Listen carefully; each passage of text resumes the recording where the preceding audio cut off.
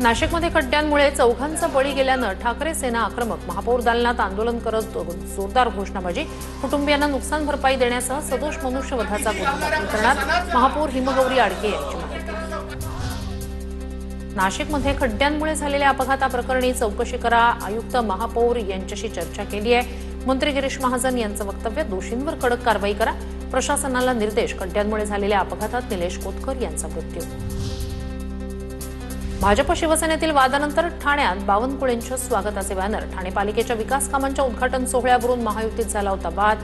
उद्घाटन सोहळ्यात भाजपला डावलल्यामुळे भाजप नेते होते नाराज. छत्रपती संभाजीनगरच्या एफडीए प्रयोगशाळेत सर्व काही आलबेल नसल्याचं समोर. तुकाराम मुंढे यांच्या कार्यपद्धतीवर 29 अधिकारी आणि कर्मचाऱ्यांचा आक्षेप. आयुक्त तुकाराम मुंढे यांची मंत्री नरहरी झिरवाळ यांच्याकडे तक्रार. एनसीएमसी स्मार्ट कार्डसाठी आता 1 सप्टेंबरपर्यंत मुदतवाढ. ज्येष्ठ नागरिक आणि महिलांची गैरसोय टाळण्यासाठी परिवहन मंत्री प्रताप सरनाईक यांचा निर्णय. पुण्याच्या विश्रामबाग पोलिसांकडून फिर्यादी महिलेला सोबत घेऊन साताऱ्यात पर्यटन. विश्रामबाग पोलीस ठाण्यातील एका महिला पीएसआयसह तिघांवर प्रशासनाकडून कारवाईचा बडगा. तपासाऐवजी भटकंती करत निष्काळजीपणा केल्याचं चौकशीत निष्पन्न. रत्नागिरी आणि रायगड जिल्ह्यांना जोडणाऱ्या कशेडी घाटात महामार्गाला धोका. रस्ता खचल्यानं लोखंडी गर्डर तुटला. मोठ्या दुर्घटनेची भीती. वाहन चालकांच्या सुरक्षिततेचा प्रश्न ऐरणीवर. पुणे महापालिकेच्या शिक्षण विभागाविरोधात शिंदेंची शिवसेना आक्रमक. शिक्षण खात्यातून एका शाळेची फाईल गायब झाल्याचा आरोप. महापालिकेच्या गेटवर चढत निषेध व्यक्त. गुन्हा दाखल करण्याची मागणी. मुख्यमंत्री देवेंद्र फडणवीस यांच्या हस्ते नशामुक्त मुंबई अभियानाचा शुभारंभ. भारताला आतून पोकळ करण्याचं षडयंत्र तरुणाईनं एकजुटीनं लढावं. फडणवीसांचं आवाहन. आता पाहणार आहोत टॉप 9 महत्त्वाच्या बातम्या.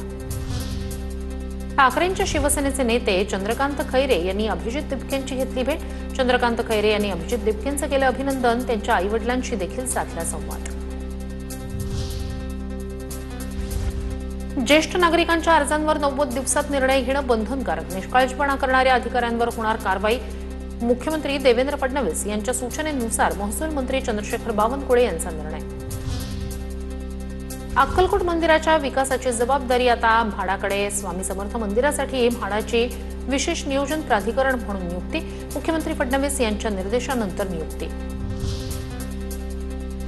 बनावट पासपोर्ट प्रकरणात अंडरवर्ल्ड डॉन छोटा राजनला 7 वर्षाचा तुरुंगवास. सीबीआय न्यायालयाचा निकाल. छोटा राजन उर्फ विजया कदम, राजेंद्र आणि नाना यांना बनावट कागदपत्रांचा वापर करून पासपोर्ट मिळवल्याबद्दल सक्त कारावासाची शिक्षा.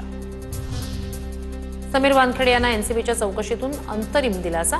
अनियमिततेच्या प्रकरणात मुंबई उच्च न्यायालयाकडून अंतरिम दिलासा. समीर वानखेडे यांच्या याचिकेवरील अंतिम सुनावणी प्रलंबित असेपर्यंत दिलासा. राज्यात 1 ऑगस्टपासून मासेमारीला परवानगी. मात्र 12 सागरी मैल क्षेत्रात 15 ऑगस्टपर्यंत बंदी कायम. नियम मोडल्यास कडक कारवाई होणार. मत्स्य व्यवसाय विभागाचा इशारा. आषाढी यात्रेत श्री विठ्ठल रुक्मिणी मंदिराला 8.92 कोटींचं उत्पन्न. मागच्या वर्षीपेक्षा घट. भक्तांकडून रोख देणगी, हुंडी, सोने चांदीच्या दागिन्यांच्या स्वरूपात दान. मागच्या वर्षीच्या 10 कोटी 84 लाख उत्पन्नाच्या तुलनेत यंदा सुमारे 1 कोटी 91 लाख रुपयांची घट. संयमी आणि शिस्तबद्ध क्रिकेट कारकिर्दीला अजिंक्य रहाणेचा अलविदा. क्रिकेटच्या सर्व प्रकारातून निवृत्तीची घोषणा. पुढे जाण्याची हीच योग्य वेळ म्हणत अजिंक्य रहाणे भाऊक. भारतीय हॉकी संघाची नवी जर्सी वादात. भारतीय हॉकी संघानं जर्सीचा रंग बदलल्यानं वाद. भारतीय हॉकी जर्सी निळ्याऐवजी भगव्या रंगाची असणार.